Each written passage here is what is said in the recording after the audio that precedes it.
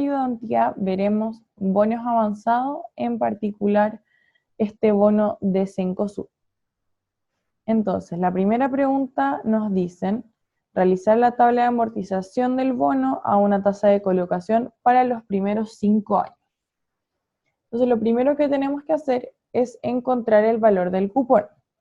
Para esto, utilizamos siempre nuestra forma de anualidad que estudiamos en matemáticas financieras. Y muy importante saber que para sacar el valor del cupón siempre utilizamos la tasa cupón y esta la utilizamos solo para esto, para nada más. Entonces, aquí lo tenemos desarrollado, que serían 1.000 millones de dólares es igual a el cupón, que es nuestra incógnita, por 1 menos 1 más 4,8%, que es nuestra tasa cupón, elevado a la cantidad de periodos, que son 10 años, partido por 4,8%. Y eso nos da un valor cupón de 128,25. Luego, ya que tenemos este valor, podemos obtener el valor presente del cupón al inicio, que sería nuestro valor cupón por 1 menos 1 más 4,42%, que es nuestra tasa de mercado a valor anual, elevado a 10, que son nuestros 10 años, partido por 4,42%. Y esto nos da un valor de 1.018,81 millones de dólares. Como sale aquí, para sacar el valor presente al periodo 0, siempre utilizamos nuestra tasa de mercado, que en este caso, como ya mencionamos, es 4,42%. Luego, ya que tenemos nuestro valor presente, podemos desarrollar nuestra tabla de amortización. Entonces ya tenemos nuestro saldo inicial, luego nuestro interés sería el saldo inicial por nuestra tasa de mercado,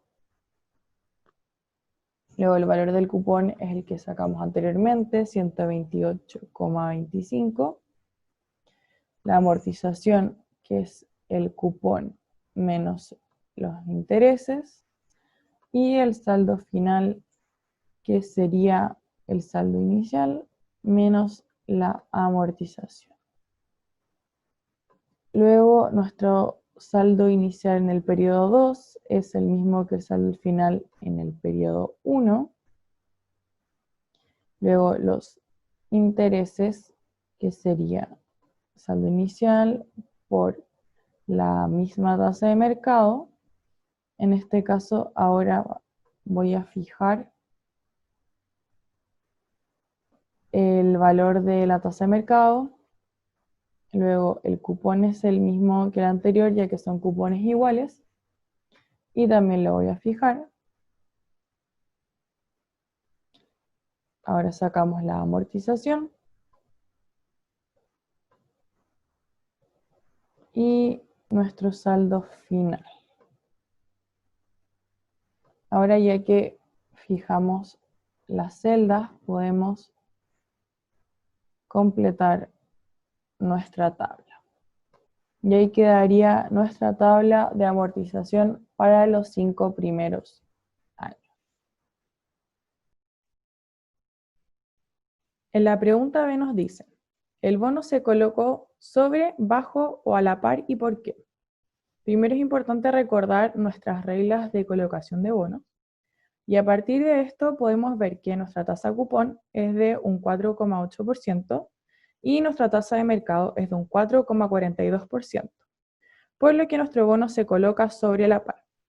También lo podemos ver de otra manera, que es que el bono se colocó a una tasa de 1.000 millones, pero en realidad se vendió a un valor razonable de 1.018,81. Es decir, se consiguió un valor mayor, por lo que se estaría pagando un premio por este bono. Luego, en la pregunta se nos dice, ¿a qué tasa debería contabilizarse en COSUD la obligación financiera y por qué?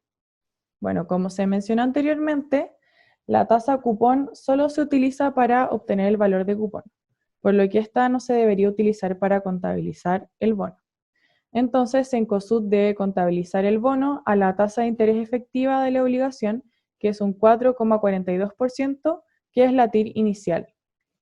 Pero, sin embargo, lo que es realmente correcto es utilizar la tasa con la que se devenga el pasivo financiero según los costos que tenga al momento de colocarlo, es decir, al inicio. Estos costos pueden ser clasificación de riesgo, derechos de bolsa, gastos notariales, entre otros. Lo que también significa una tasa mayor a la colocación para el emisor y una menor para el tenedor. En la pregunta D, nos piden realizar los registros contables de los dos primeros cupones para el emisor de acuerdo con el modelo de costo amortizado. Aquí tenemos que ver que el emisor es Cencosud, entonces este es el que debe pagar el bono, mientras que el tenedor es el que lo va a cobrar. Bueno, viendo nuestra tabla de amortización que hicimos en la pregunta A, podemos completar nuestros asientos. Entonces, primero vemos que lo que gasta Cencosud son los intereses que debe pagar, que son 45,03 millones. Luego, el bono por pagar es la amortización. Y el efectivo a entregar son el valor del cupón. Y hacemos lo mismo para el segundo periodo.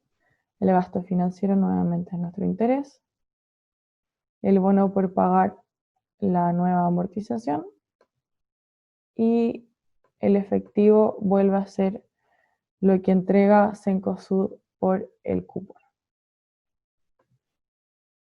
La pregunta E, nos piden realizar los registros contables de los dos primeros cupones para el tenedor, sabiendo que el instrumento financiero se mantendrá para negociación y las tasas de interés al final del año 1 y 2 fueron 3 y 8% anual respectivamente.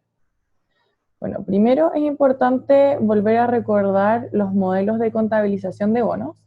Por un lado está el costo amortizado, en el que se registra inicialmente por el valor presente de los cupones a tasa mercado y se devengan los intereses a dicha tasa hasta el vencimiento o rescate anticipado, lo que ocurra primero.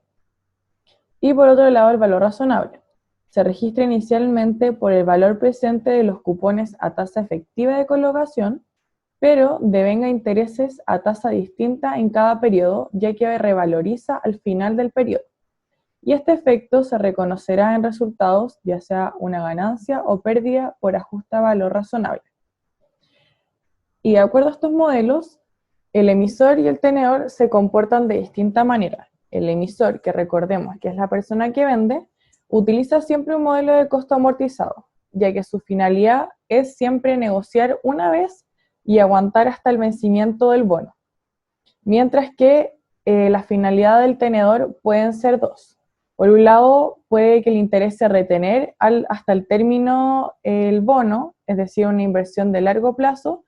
En este caso utilizamos el modelo de costo amortizado, pero si lo que quiere es vender, se debe fijar en el mercado, y por eso se utiliza el valor razonable, en el que va a ir subiendo y bajando el valor dependiendo del cambio de tasa. Entonces, volviendo al enunciado, nos damos cuenta que por un lado estamos hablando del tenedor y por otro lado que quiere el instrumento financiero se mantendrá para negociación, es decir, estamos en una situación de valor razonable. Entonces lo que tenemos que obtener ahora son los valores razonables al final del periodo 1 y al final del periodo 2.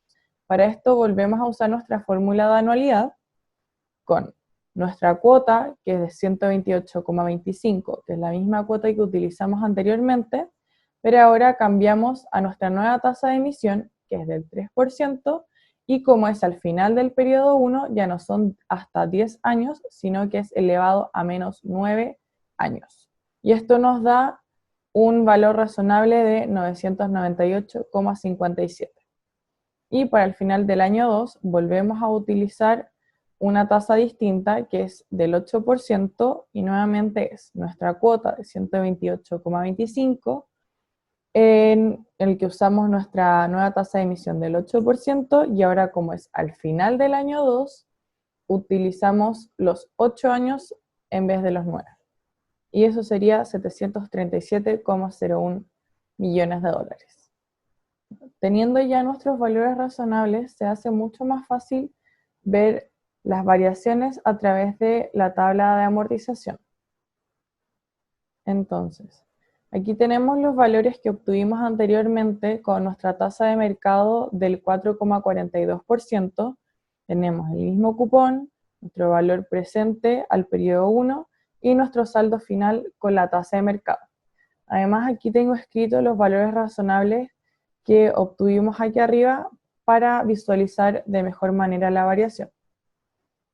Entonces, la variación siempre es el valor razonable menos, en el primer caso, es el costo amortizado, y eso nos da una variación positiva de 62,98, es decir, una revalorización o una revaluación positiva. Luego, como revalorizamos al final del periodo, ahora devengamos también intereses a una nueva tasa emitida. Entonces, nuestro saldo inicial ahora es nuestro valor razonable encontrado al final del periodo 1. Los intereses ahora son por el 3%, que es nuestra tasa emitida al final del periodo 1. Nuestro cupón, al ser cupones iguales, sigue siendo el mismo. Nuestra amortización ahora cambia, es el cupón menos los intereses, y obtenemos un nuevo saldo final, que es nuestro saldo inicial menos la amortización. Y volvemos a ver la variación, que es el valor razonable menos nuestro saldo final, y esta vez es una variación negativa o una revaluación negativa de 163,27.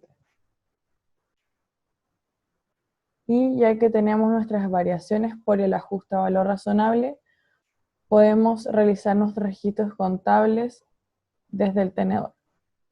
Entonces, el tenedor recibe un efectivo que es el valor del cupón de 128,25, un ingreso financiero por el valor de los intereses y un activo de bonos por cobrar, que es el valor de la amortización. Pero además tenemos nuestro ajuste. Entonces, nuestro bono por cobrar sería nuestra variación positiva a valor razonable,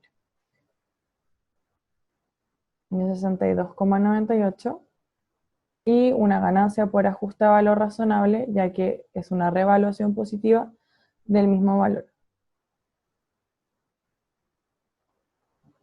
Y para el segundo cupón realizamos la misma operación, pero para el segundo periodo, que sería la ganancia de efectivo por el valor del cupón, un ingreso financiero de 26,96, de 29,96, y un bono por cobrar de 98,29. Pero ahora tenemos una revaluación negativa, por lo que existe una pérdida por ajuste a valor razonable de 163,27.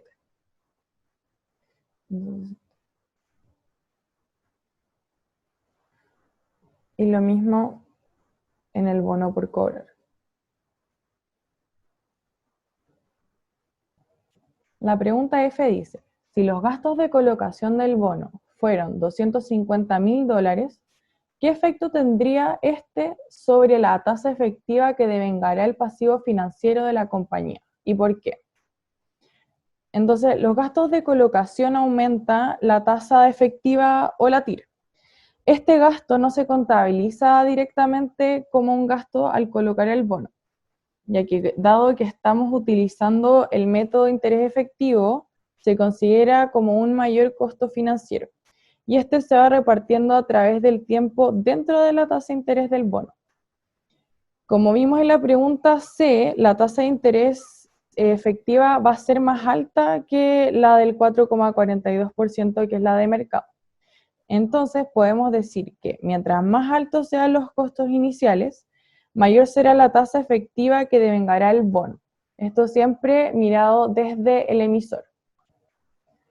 Luego, en la pregunta G nos dicen, si el tenedor del bono hubiese pagado comisiones de corretaje de $80.000 para comprar el instrumento financiero, ¿qué efecto tendría este sobre la tasa efectiva que devengará el activo financiero y por qué? Entonces, aquí el activo financiero entregaría una rentabilidad inferior producto de los costos de adquisición del instrumento financiero.